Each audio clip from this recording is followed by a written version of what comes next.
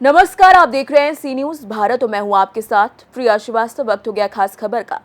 खबर गिरिडीह से है, जहां बीते 14 सितंबर को झारखंड प्रदेश की राजधानी रांची स्थित भाजपा प्रदेश कार्यालय में प्रदेश नेतृत्व की उपस्थिति में गांडेय से लेकर पूर्व भाजपा विधायक जयप्रकाश वर्मा ने फिर से बीजेपी का दामन थामा, जिसके तुरंत बाद 15 सितंबर को पार्टी के कार्यकर्ताओं के रूप में देश के प्रधानमंत्री नरेंद्र मोदी के 1 दिवसीय झारखंड दौरे में शामिल होकर गिरिडीह स्थित अपने निज निवास में लौटने के बाद सी न्यूज भारत के संवाददाता से खास मुलाकात की। इस दौरान पूर्व विधायक जेपी वर्मा ने 18 माह के कीमती समय से भाजपा से अलग होकर झामुमो में जाने का अफसोस जाहिर करते हुए बताया कि हम भटके नहीं थे और ना ही मेरी वापसी हुई है, बल्कि मैं तो बाहर की राजनीति व वहां के कल्चर को समझने गया था, जो मुझे रास नहीं आया। सुनिए आगे उन्होंने क्या कुछ कहा।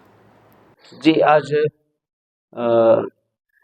गांडे पूर्व विधायक जयप्रकाश वर्मा जी के पास हम लोग आए हैं और इनकी भाजपा में घर वापसी हुई है और अभी प्रधानमंत्री जी के कार्यक्रम में भी भाग लिए थे और निकट ही अभी चुनाव भी होने वाला है। तो देखते हैं कि क्या इनका अभी ट्रेजेडी मतलब क्या मकसद लेकर ये फिर से इनका भाजपा में आना हुआ है। और तो विधायक जी से हम लोग पूछेंगे कि कैसा है, कैसा लग रहा है?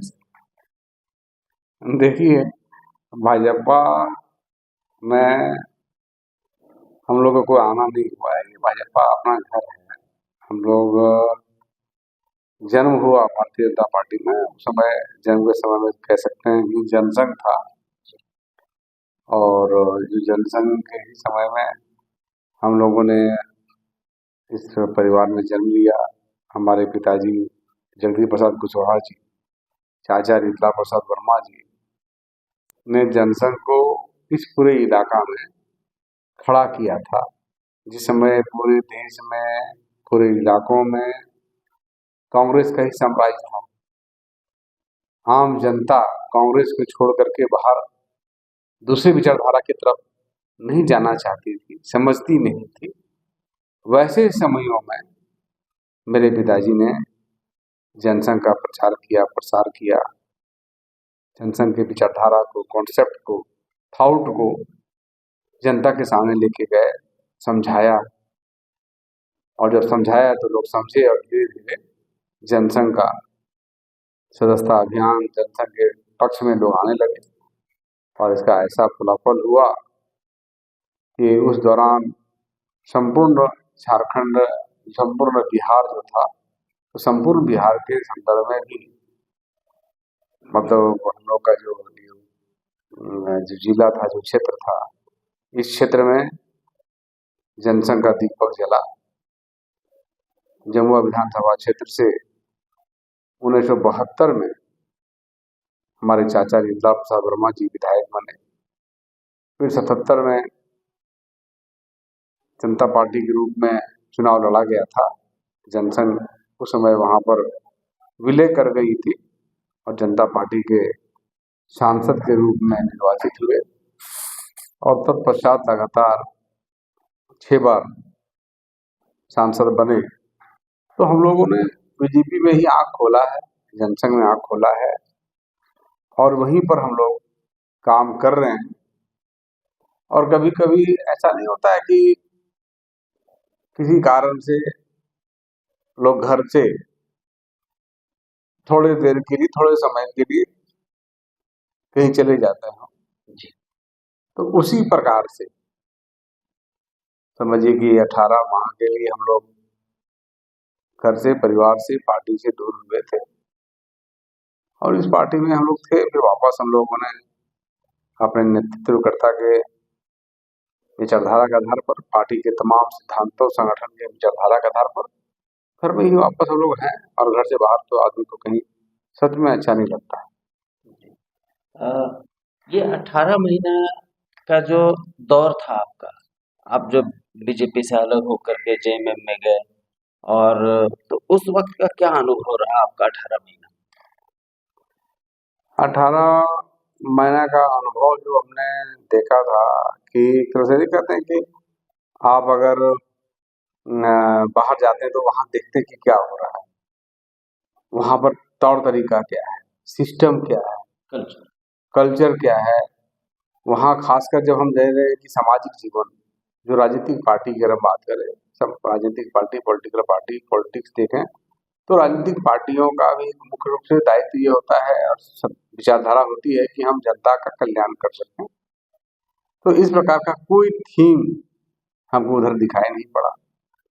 भारतीय जनता पार्टी में हमने देखा था अंतिम व्यक्ति का आंसू पहुंचना, उसके जीवन को बेहतर बनाना, अंत्योदय का विकास जो भारतीय जनता पार्टी का था, पंच निष्ठा भारतीय जनता पार्टी के अंदर जो आइडियोलॉजी था, एकात्म मानववाद का आइडियोलॉजी जो था, तो ये जो गुण था और उसके साथ साथ हम लोग महसूस करते थे, हम लोगों ने देखा था, पहले भी हम समझते थे, हमने देखा था Bharatiya Janata party is a party of difference जो शब्द था, वह चीज सही में डिफरेंट था, क्योंकि ऐसा विचारधारा, ऐसा सोच, ऐसे नेता नेतृत्व करता, राष्ट्र के लिए समर्पण, राष्ट्र के निर्माण के लिए समर्पण, अपना सब कुछ न्यौछावर करना और राष्ट्र निर्माण में लगना, एक ऐसी भावना भारतीय जनता पार्टी से बाहर नहीं दिखती है।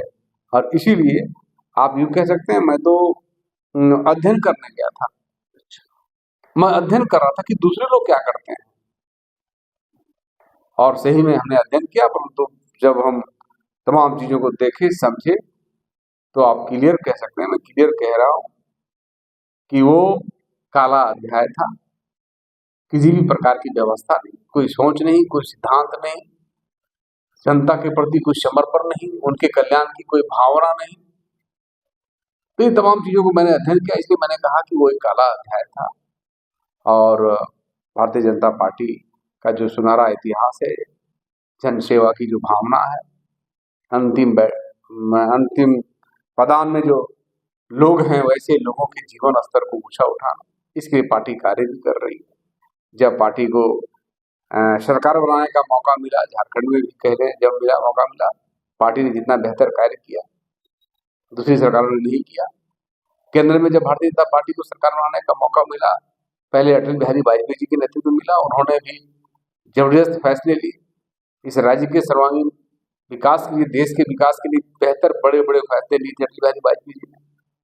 और आज जब 2014 में नरेंद्र मोदी जी को इस देश का बागडोर चलाने का मौका मिला, काम करने का मौका मिला, तो इन्होंने भी गरीबों के आंसू पोंछने का काम किए हैं, जनजीवन को बेहतर बनाने का काम किया है।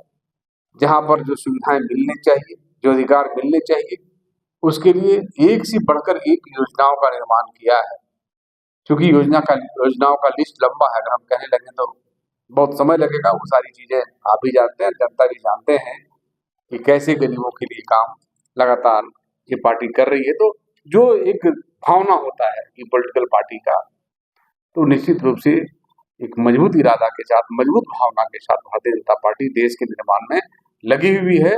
और देश के निर्माण के साथ साथ इसने आज अपना ग्लोबल पहचान बना लिया है। गिरिडीह से सी न्यूज संवाददाता अमित कुमार की रिपोर्ट। जाहिर है कि झारखंड विधानसभा चुनाव नजदीक आते ही सभी राजनीतिक दलों ने अपनी तैयारियां तेज कर दी, लेकिन भाजपा इस मामले में सबसे आगे दिखाई दे रही है।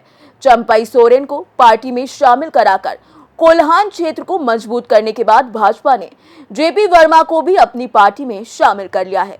फिलहाल इस खास रिपोर्ट में इतना ही। देश दुनिया की बाकी खबरों के साथ जुड़े रहने के लिए आप देखते रहिए सी न्यूज भारत।